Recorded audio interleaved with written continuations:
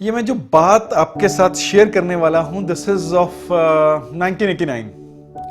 दिल्ली दूरदर्शन हुआ करता था, तो दिल्ली दूरदर्शन में जो अतिथि संत आए हुए थे तो डिस्कशन चल रही थी, तो प्रश्नोत्तरी का कार्यक्रम था। कुछ लोग जो सामने ऑडियंस थे वो प्रश्न पूछते थे, तो सामने वाले महात्मा जो उसका आंसर दे रहे थे। तो एक बड़ा अच्छा एक चर्चा थी, सामाजिक चर्चा, धार्मिक चर्चा उसे कह सकते हैं। तो उसमें एक प्रश्न आया, उसमें प्रश्न बड़ा मजेदार था और मेरे और आपके हर किसी के दिमाग में आया होगा। यह प्रश्न बड़ा मजेदार था, हर बच्चे के दिमाग में आता है, हर बड़े के दिमाग में आता है।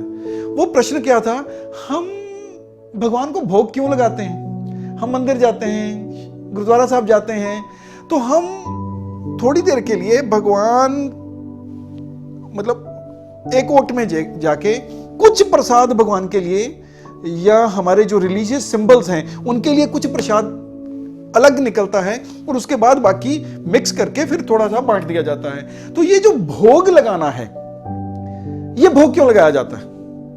हम जो कुछ भी भगवान को चढ़ाते हैं उसमें से भगवान क्या खाते हैं? क्या वो जो हमारे रिलीजियस सिंबल्स हैं वो क्या खाते हैं, क्या पीते हैं? क्या हमारे हुए चढ़ाए हुए जो पदार्थ है क्या उनका कोई रंग बदलता है, क्या स्वाद बदलता है, क्या उसकी मात्रा में कोई परिवर्तन, कोई चेंज आती है? यदि नहीं तो हम ये वाला कर्म क्यों करते हैं?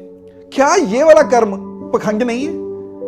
यदि ये पखंड है तो हम इतने सुलझे होने के बावजूद ये भोग लगाने का पखंड क्यों करते हैं?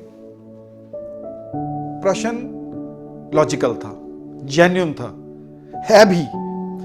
और जो वो अतिथि के रूप में जो संत आए हुए थे, जो महात्मा, बड़े आराम से उन्होंने पहले प्रश्न को स्वीकार किया, सीधा सीधा पहले प्रश्न को लिया, स्वीकार कर लिया।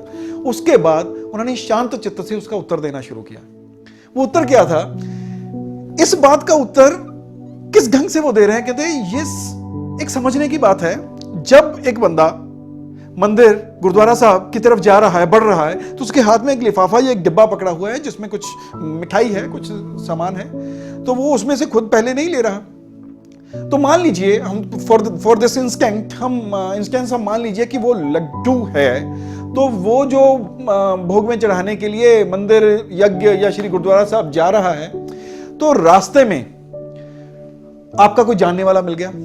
तो जब आपका कोई जानने वाला मिला, उसने पूछा भाई क्या डिब्बे में क्या है? वैसे ही कहते लड्डू है। किसका है?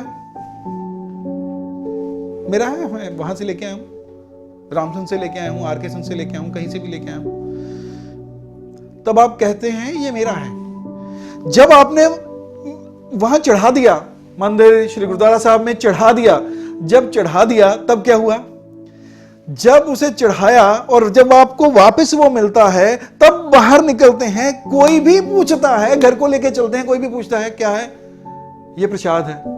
कहां का? गुरुद्वारा साहब गए था, वहां का प्रसाद है, फलाने मंदिर का, भगवान का, ये परमपिता परमेश्वर का प्रसाद है, ये उनका प्रसाद है। अब समझने वाली बात यह है कि लड्डू वही है, उसके रंग में, उसके रूप में, उसके स्वाद में, उसकी मात्रा में कोई अंतर नहीं आया।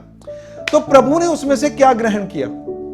उसमें से तो कुछ नहीं ग्रहण किया, पर उसका फिर भी नाम बदल गया। वो क्यों, कैसे? क्योंकि प्रभु ने मनुष्य के हमारे अहंकार को हर लिया।